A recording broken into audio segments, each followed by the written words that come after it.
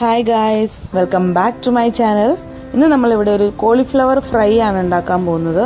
അതിന് വേണ്ടിയിട്ട് കോളിഫ്ലവർ ചെറുതായിട്ട് അരിഞ്ഞെടുത്തിട്ട് ഉപ്പും മഞ്ഞപ്പൊടിയുള്ള വെള്ളത്തിൽ ഇട്ട് വെച്ചേക്കാണ് ഞാൻ കുറച്ച് നേരം, എന്തെങ്കിലും പുഴുവൊക്കെ ഉണ്ടെങ്കിൽ പോകാൻ വേണ്ടി. ഇതത് മുക്കാൻ വേണ്ടി ഉണ്ടാക്കിയ ബാറ്ററാണ്.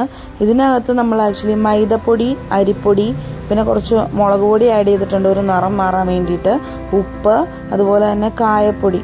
ഇത്രയും സാധനം ആഡ് ചെയ്തിട്ട് ഞാൻ ഉണ്ടാക്കിയ ഒരു ചെറിയൊരു മിക്സാണ് ഈ സംഭവം. അപ്പോൾ ഇതിനകത്തേക്ക് നമുക്ക് കോളിഫ്ലവർ ആദ്യം തന്നെ ഒന്ന് മിക്സ് ചെയ്തിട്ട് കൊടുക്കാം. ഞാൻ കുറച്ച് കോളിഫ്ലവറേ എടുത്തിട്ടുള്ളൂ, അതുകൊണ്ട് തന്നെ അത് മുഴുവനായിട്ട് ഞാൻ അതിലിട്ട് അതൊന്ന് റെസ്റ്റ് ചെയ്യാൻ വേണ്ടി കുറച്ച് നേരം വയ്ക്കുന്നുണ്ട് മിക്സ് ചെയ്തിട്ട്. കൈകൊണ്ട് തന്നെയാണ് മിക്സ് ചെയ്തെടുത്തിട്ടുള്ളത്. അതിനുശേഷം നമ്മൾ വേറൊരു ചീനച്ചട്ടി എടുത്ത് അടുപ്പിൽ വെച്ചിട്ടുണ്ട്. നല്ലപോലെ ചൂടായിട്ട് ഓയിൽ ഒഴിച്ചു കൊടുക്കുക. ഞാൻ സൺഫ്ലവർ ഓയിലാണ് യൂസ് ചെയ്തിട്ടുള്ളത്. അത് നമ്മൾ കുറച്ച് ഒഴിച്ചു കൊടുത്ത് അതിനകത്തിട്ടാണ് ഇത് വറുത്തെടുക്കുന്നത്.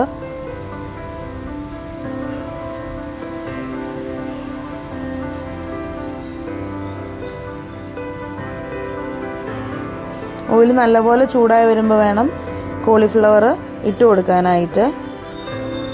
സൂപ്പർ, നന്നായി ചൂടായി വന്നിട്ടുണ്ട്.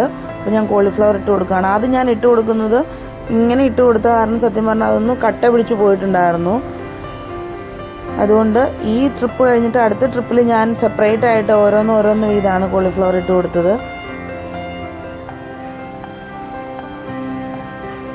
നല്ലപോലെ കുറച്ച് നേരം വെയിറ്റ് ചെയ്താൽ മതി. കോളിഫ്ലവർ പെട്ടെന്ന് തന്നെ വെന്ത് വരും, ഒരുപാട് സമയമൊന്നും എടുക്കില്ല.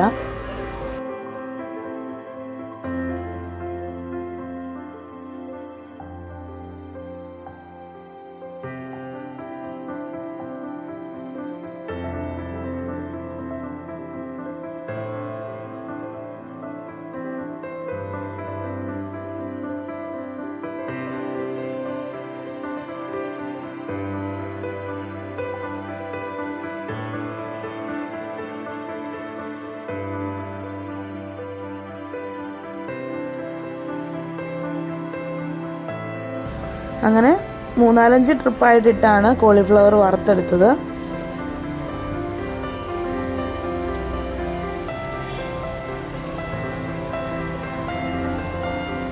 നല്ല ടേസ്റ്റി ആയിരുന്നു കോളിഫ്ലവർ ഫ്രൈ. എനിക്ക് ഭയങ്കര ഇഷ്ടമുള്ളൊരു ഡിഷാണ്.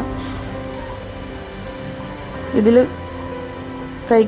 കൂടെ കഴിക്കാൻ വേണ്ടിയിട്ട് ഒരു ചമ്മന്തി ഞാൻ പ്രിപ്പയർ ചെയ്തിട്ടുണ്ടായിരുന്നു. അത് ചുമ്മാ സവാളയൊക്കെ ഒന്ന് അരച്ചെടുത്ത് അങ്ങനെയാണ് ഉണ്ടാക്കുന്നത് ചമ്മന്തി. സോ ആ ചമ്മന്തിയും കൂട്ടി നല്ല ടേസ്റ്റി ആയിട്ടുള്ള കോളിഫ്ലവർ ഫ്രൈ റെഡി.